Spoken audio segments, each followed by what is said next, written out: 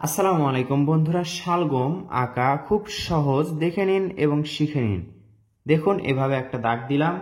এরপর এই দাগটা আমরা আবার ডাবল করব। একটু ভাঁজ করে দেখুন, বলতে পারেন জামার গলার মতো। এরপর এইভাবে গোল করে নিচের দিকে নিয়ে আসব। আবার দেখুন, এভাবে গোল করে নিচের দিকে এইভাবে নিয়ে আসব। নিচের দিকে এভাবে চোকা হয়ে আসবে। এই শেপটা ড্রয়িং করা মানেই শালগম আঁকা শেষ। এরপর কি করতে হবে দেখুন, এখান থেকে একটা দাগ, এখান থেকে একটা দাগ, এইভাবে করে কয়েকটা দাগ দিতে হবে। এখানে পাতা আঁকলেই শালগম আঁকা শেষ হয়ে যাবে এবং রং করলেই সুন্দর লাগবে দেখতে। এই দাগগুলো আমরা ডাবল করে দিলাম। ডাবল করে দেওয়ার পর এখানে আমরা পাতা আঁকবো, দেখে নিন এবং শিখে নিন কিভাবে পাতা আঁকবো। মূলার পাতার মতো বা গাজরের পাতার মতো, গাজরের না, মূলার পাতার মতো আমরা আঁকবো। এটা কিন্তু অনেক সহজ একটি ড্রয়িং।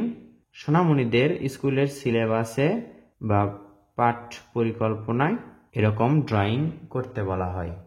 এখানে আমরা গাঢ় সবুজ এবং হালকা সবুজ রং দিয়ে রংটা করেছি পাতায়। এরপর আমরা দেখুন গোলাপি, গাঢ় গোলাপি রংটা নিয়ে এই দেখুন, এই যে শেপ আছে, এই শেপের বাহির দিয়ে আমরা আগে করব, দাগ বরাবর করব যেন রংগুলো বাহিরে না যায়।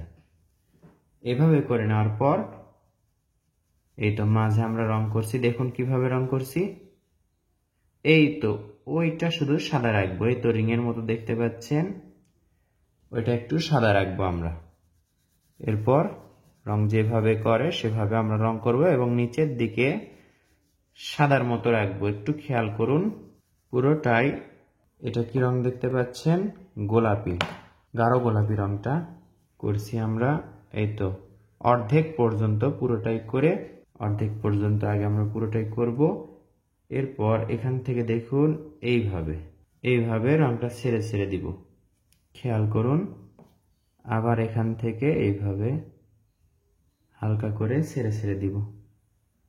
দেখতে পাচ্ছেন অলরেডি ড্রয়িং করা শেষ। এরপর পেন্সিল দিয়ে, গাঢ় পেন্সিল দিয়ে এটা করতে পারেন। আমরা কি করছি, আউটলাইনটা দিচ্ছি।